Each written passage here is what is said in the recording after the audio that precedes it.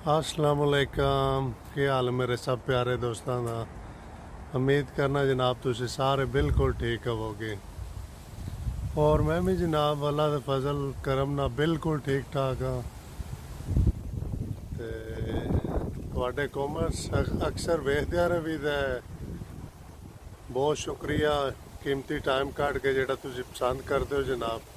ते साडी भी कोशिश यही होंदी है कि चलो ਤੁਹਾਨੂੰ कोई अपडेट करदे रहिए बाहर।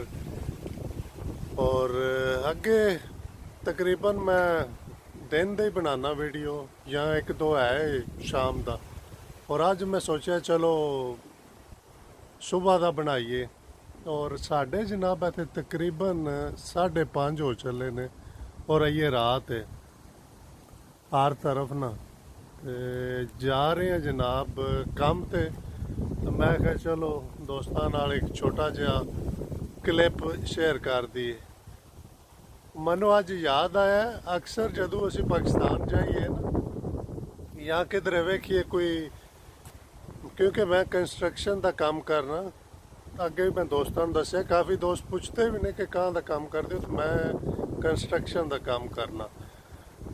जिस वे जाइदा ना पाकिस्तान तो वेखीदा मिस्त्रियां नूं लगे हाँ तो जनाब फिर साढ़े हिसाब किताब जरा डिफरेंट ने बाकी पाकिस्तान दे। अच्छी गल, बहुत अच्छी गल।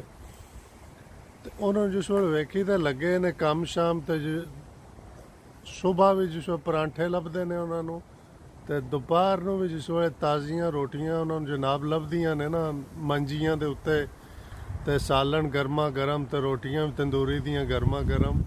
तो मनु भी याद आया, मैं कहा यार एक छोटा जा क्लिप मैं भी शेयर करा कि असी बाहर यूरोप में भी रह के किस तरह दिन नूं रोटी खड़ने तो खाने। जनाब मेरे पिछे जो बैग तुहानूं नज़र आ रहा है ना, ये मेरे दिन का खान पीन, दोपहर की रोटी और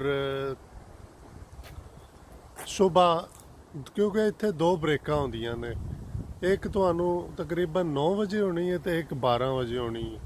तो कई दोस्त पहली ब्रेक तो खा लेंदे तो कई मसलन दूसरी ते।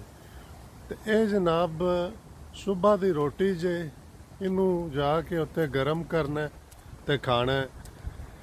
तो कोई दोस्त भाई मेरे वो ने जेडे इतने को मजबूर होंदे ने कि उन्होंने को सुबह टाइम नहीं होंदा है, उन्होंने रात नूं ही बनानी पैंदी है। तो रात नूं ही वो बना के वलेट लैंदे ने ते जाके काम ते जेडे खास कर थ्रैड कोट का या घाशा कट्टण का काम करते हैं ना, तो बेचारियां नूं उत्थे सर्दी दे विच ठंड, क्योंकि बहुत ज़्यादा तुसी पता नहीं तुहानूं शायद नहीं पता लग रहा, क्योंकि वेख रहे हो कोट शोट में पाए चंगा ठंड काफ़ी सारी है। तो वो गल कर रहा सी कि उन्होंने कोले बेचारियां कोले गर्म करन दी सहूलत भी नहीं होंदी है।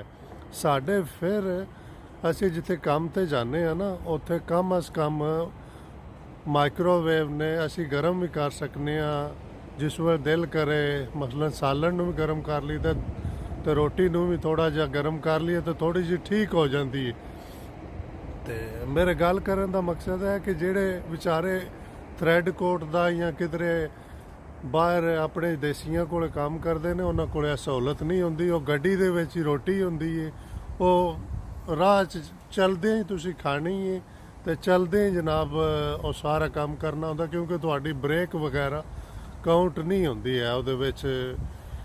ते बाकी रही गल सानू जनाब तकरीबन 8 घंटे ड्यूटी होंदी जे, तो 11 घंटे साढ़े बन जाते जे काम ते आवन जान ते सारा कोई। 11 भी मैं थोड़े दसे ने, कई बारी 12-12 घंटे। तो काम के जी 8 घंटे। इतों हूँ जाना ट्रेन पकड़नी है, ट्रेन पकड़ के फिर दूसरी पकड़नी है। ये मेरा जोड़ा काम है वो तकरीबन नज़दीक है थोड़ा जहा, और कदे कदे मनु मुख्तलिफ जगह ते दूर भी जाना पैंदा है। ਉਹ मैं जनाब ਤੁਹਾਡੇ ਨਾਲ कर रहे हैं गल कि ਇੱਥੇ ਸਾਨੂੰ ਪ੍ਰਦੇਸ਼ ਵਿੱਚ ਇਹ ਨਾ ਸਮਝਿਓ ਕਿ ਅਸੀਂ ਜਾਣੇ ਆ ਛੋਟੀ ਪਾਕਿਸਤਾਨ ਤੇ ਮਹੀਨਾ ਦੋ ਕਈ ਵੇਖਦੇ ਨੇ ਉਹ ਜੀ ਨੇ ਤੇ ਬੜੇ ਕੱਪੜੇ ਪਾਏ ਨੇ, ਪਤਾ ਨਹੀਂ ਕਿਹੜੇ ਦਫ਼ਤਰ ਵਿੱਚ ਲੱਗੇ ਆ ਜਾਂ ਕਿ ਇਹ 1-2 ਮਹੀਨੇ ਸਾਡੀ ਸਮਝੋ ਉੱਥੇ ਰੈਸਟ ਹੁੰਦੀ ਹੈ। ਇੱਥੇ ਜੇ ਕੋਈ ਸਾਨੂੰ ਕਰਨਾ ਪੈਂਦਾ ਹੈ ਨਾ ਕੰਮਾਂ ਕਾਜਾਂ ਤੇ ਤੇ ਉਹ 2 ਮਹੀਨੇ ਸਮਝੋ ਅਸੀਂ ਆ ਕੇ ਪਾਕਿਸਤਾਨ ਆਪਣੇ ਦੋਸਤਾਂ ਨੂੰ ਫੈਮਿਲੀ ਨੂੰ ਉਹ ਟਾਈਮ ਦੇਵੀਦਾ ਤੇ ਉਹ 2 ਮਹੀਨੇ ਰੈਸਟ ਕਰੀ ਦੀ ਹੈ। ਤੇ ਇੱਥੇ ਜਨਾਬ ਇਤਨਾ ਸੌਖਾ ਆਸਾਨ ਨਹੀਂ ਹੁੰਦਾ ਪ੍ਰਦੇਸ਼, ਬੜੀਆਂ ਮੁਸ਼ਕਲਾਂ ਕੱਟ ਕੇ ਨਾ ਤੇ ਫਿਰ ਜਾ ਕੇ ਇਹ ਸਾਰਾ ਕੁਝ ਬੰਦੇ ਨੂੰ ਹਾਸਲ ਹੁੰਦਾ ਹੈ।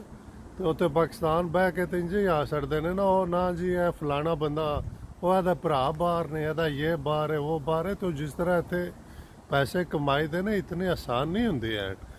ਹਾਂਜੀ, ਔਰ ਬਾਕੀ ਰਹੀ ਗੱਲ ਅਸੀਂ ਜਿਹੜੇ ਸਾਡੀਆਂ ਡਿਊਟੀਆਂ ਹਿਸਾਬ ਜਾਂ ਕੰਮਾਂ ਦੇ ਹਿਸਾਬ ਇੱਥੇ ਇਸ ਹਿਸਾਬ ਦੇ ਨੇ ਕਿ ਅਗਰ ਤੁਹਾਨੂੰ ਜ਼ੁਬਾਨ ਅੱਛੀ ਆਉਂਦੀ ਹੈ ਨਾ ਤੇ ਤੁਹਾਡੇ ਪੈਸੇ ਵੀ ਉਸ ਹਿਸਾਬ ਦੇ ਨੇ। ਅਗਰ ਤੁਹਾਨੂੰ ਜ਼ੁਬਾਨ ਸਵੀਡਿਸ਼ ਚੰਗੀ ਆਉਂਦੀ ਹੈ ਤੇ ਤੁਹਾਨੂੰ ਪੈਸੇ ਵੀ ਤਕਰੀਬਨ 4-5 ਲੱਖ ਰੁਪਇਆ ਲੱਭੇਗਾ ਮਹੀਨੇ ਦਾ।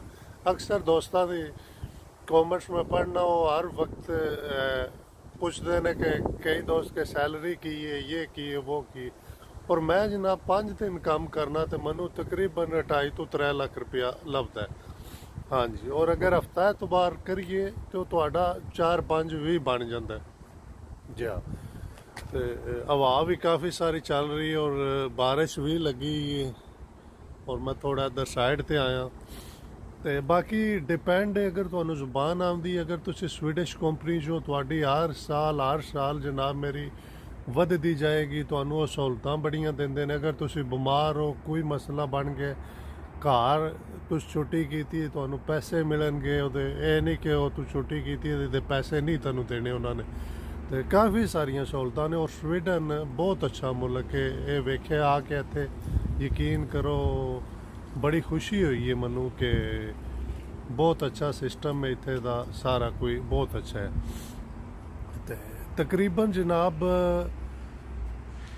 सारे जितने भी ने दोस्त स्टार्टिंग च उन्होंने मुश्किल होंदी है जिस वक्त ताईं तुहाडे कोल टैक्स नंबर नहीं हुंदा, पेपर नहीं बनते। जिस वक्त पेपर बन जाते ने सारा कोई अल्लाह जेह्ड़ा ओह् आसानियां करदा पैदा करदा है जा। ते मैं जनाब वीडियो कोशिश करना काफ़ी लंबी ना होवे मेरी, क्योंकि मेरा ध्यान थोड़ा जिहा उधर ट्रेन वाल भी है, क्योंकि मैनू ट्रेन ते भी बहना है। मैं 5:45 वाली ट्रेन जिहड़ी है ना 5:45 ते ओहदे ते भी बहना है। तो इंशाल्लाह जनाब दुआवां च याद रखियो ते बहुत जल्द नवी वीडियो लैके हाज़र होवांगा। ट्रेन ना गुजर जाए क्योंकि फिर मैनू दूसरी ट्रेन भी मेरी लेट हो जानी। ਤੇ ਚੱਲਣਾ ਮੈਂ ਜਨਾਬ ਕੰਮ ਤੇ ਔਰ ਮੈਂ ਕੰਸਟਰਕਸ਼ਨ ਦਾ ਕੰਮ ਕਰਨਾ। ਅਗਰ ਕਿਸੇ ਦੋਸਤ ਨੇ ਵੀਡੀਓ ਵੇਖਣੀ ਹੋਵੇ ਤੇ 8-10 ਵੀਡੀਓ ਪਿੱਛੇ ਜਾਏਗਾ ਤੇ ਕੰਸਟਰਕਸ਼ਨ ਦੀ ਮੈਂ ਬਣਾਈ ਜਾ। ਤੇ ਓਕੇ ਜਨਾਬ, ਰੱਬ ਸੋਹਣੇ ਦੇ ਵਾਲੇ, ਬਹੁਤ ਜਲਦ ਨਵਾਂ ਵੀਡੀਓ ਲੈ ਕੇ ਫਿਰ ਹਾਜ਼ਰ ਆਵਾਂਗੇ। ਅੱਲਾ ਹਾਫਿਜ਼।